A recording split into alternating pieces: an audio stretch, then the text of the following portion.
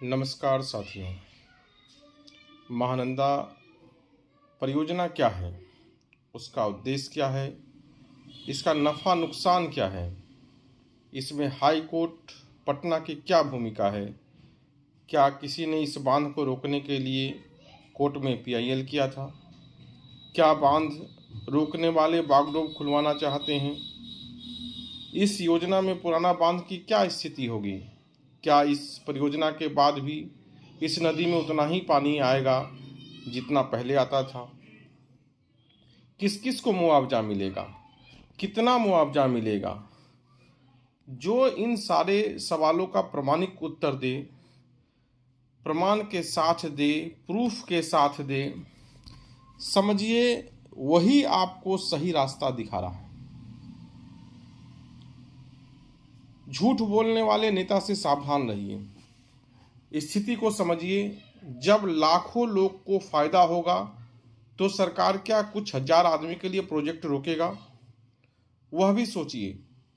कुछ भी निर्माण होता है तो किसी न किसी का नुकसान होता है, किसी का घर जाता है, किसी का जमीन जाता है, पर जितने आदमी को लाभ होता है उससे बहुत कम आदमी को नुकसान होता है। हम सब ऐसे प्रोजेक्ट को जिससे लाखों लोगों को लाभ होगा उसे जल्दी पूरा होने की कामना करते हैं। जब जमीन घर हमारा जा रहा होता है तो हम विरोध में उतर जाते हैं। क्या यह सही है? जब आप किसी रोड पर चलते हैं तो जरूर सोचिए, अगर किसी ने जमीन नहीं दिया होता तो क्या हम आप ऐसे रोड पर चल पाते? नहीं ना। आज समाज के अच्छे के लिए विवेक से फैसला करना है। इस योजना को हाई कोर्ट देख रहा है। महबूब साहब का पीआईएल खारिज हो चुका है, जिससे उन्होंने बांध निर्माण का काम रोकने के लिए कोर्ट से मांग किया था। कोर्ट मना कर दिया। इसी महबूब साहब से पूछिए, क्या वे बागडोर खुलवाने का समर्थन करते हैं? अगर नहीं तो क्या सोचकर कदवा बांध की राजनीति करना चाहते हैं? क्या आप महबूब साहब के नदी का जमीन कब्जा करने की सोच का समर्थन करना चाहते हैं? अब यह भी जान लीजिए कि कितना पानी आएगा।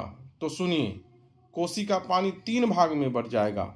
बांध का चौड़ाई घटने से बहुत आदमी का घर खेत नदी से बाहर हो जाएगा। पानी बढ़ जाने से बांध पर दबाव बहुत कम हो जाएगा। बागडोर खुलने से समझिए हम लोग के नदी में पानी रहेगा ही नहीं। फिर डर किस बात का है? नेता सब नेतागिरी कर रहा है, आप लोग को बांध के खिलाफ उकसा कर राजनीति कर रहा है। महानंदा बांध परियोजना एवं मेची कोसी जोड़ो परियोजना देश का दूसरा सबसे बड़ा परियोजना है। यह परियोजना इस क्षेत्र में हरित क्रांति ला देगा। मतलब फसल का पैदावार इतना बढ़ जाएगा कि हम पंजाब हरियाणा की तरह देश को अनाज दे पाएंगे। बहुत आदमी का सवाल है कि पुराने बांध का हालत बहुत खराब है, उसका क्या होगा? तो मैं आपको बताना चाहता हूं कि पुराने बांध का ऊंचीकरण, मजबूतीकरण एवं बांध पर पक्की सड़क का निर्माण का प्रस्ताव पास हो गया है। जो माननीय सांसद विधायक भीड़ के लालच में भीड़ के साथ बह जाना चाहते हैं, उनसे यह जरूर पूछिएगा कि यह सही है या नहीं। मूल सवाल उचित मुआवजा दिलाने का है, जिसे उठाने का हिम्मत कोई नहीं कर रहा है। कटिहार जिला में महानंदा फेज 2 में भूमि अधिग्रहण का मुआवजा का पत्र साथ में पोस्ट कर रहे हैं। इतने कम मुआवजा से किसी का पुनर्वास नहीं हो सकता है। सरकार को सोचना चाहिए, हमारे नेता को सोचना चाहिए, उन लोगों को सोचना चाहिए जो लोग इतने अच्छे प्रोजेक्ट को गलत मुद्दे पर रोकना चाहते हैं। इस मूल समस्या के लिए वो क्या सोच रहे हैं, सबको बताना चाहिए। जिस प्रोजेक्ट से पूरे देश को उम्मीद है, क्या वह प्रोजेक्ट रुकना चाहिए? अगर नहीं तो उचित मुआवजा के लिए कैसे संघर्ष होगा, उस पर विचार कीजिए। सोचिए, जब सरकार भूमिहीन को भूमि क्रय नीति के तहत 3 डिसमिल का 60,000 रुपया देती है, तो किस हिसाब से भूमि लेकर पुनर्वास का कीमत इतना कम तय हुआ? जब इतनी बड़ी संख्या में विस्थापन होगा तो जमीन के कीमत में भी उछाल आएगा, जमीन का कीमत बढ़ जाएगा। ऐसा लगता है जैसे हमारे प्रशासनिक पदाधिकारी जो मूल्य निर्धारण समिति में थे, वे इतना भी नहीं समझ सके। आपसी खरीद बिक्री बहुत सीमित दायरे में होता है। रजिस्ट्री ऑफिस के कीमत को मुआवजा निर्धारण का आधार मानना पूर्णतः गलत है, अवैज्ञानिक है, अव्यवहारिक है, गलत है।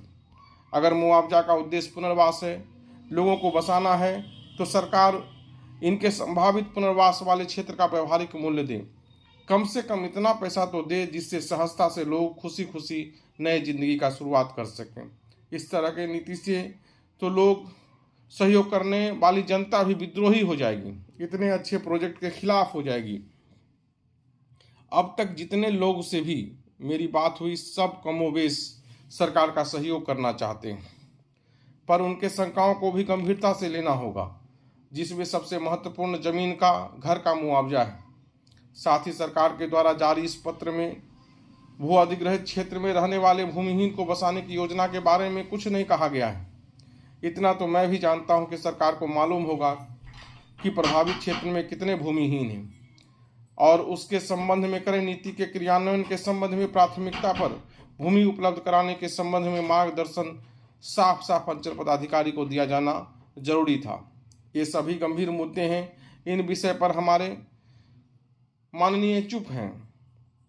इन बिंदुओं पर हमारे सभी स्थानीय जनप्रतिनिधि को सरकार से संवाद करना चाहिए। लोगों को परियोजना ठप कराने के लिए उकसाने से अच्छा है कि सभी संभावित जनप्रतिनिधि इस मुद्दे पर एकजुट होकर काम करें। मुआवजा के संबंध में एक और बात जान लीजिए कि मुआवजा उसी को मिलेगा जिसके खेत घर के जमीन पर बांध बनेगा, उसको नहीं मिलेगा जिसका जमीन बांध के बीच में आएगा। नेता सब इधर उधर की बात कर रहा है। नीतीश कुमार को बांध का फायदा बताता है और आपको उसका नुकसान। दो मुहा नेता से सावधान रहिए। यही अपील करके मैं आज का वक्तव्य समाप्त करता हूँ। जय हिंद, जय भारत। उम्मीद है आप तथ्यों के आलोक में सोचिएगा और निर्णय कीजिएगा। नमस्कार।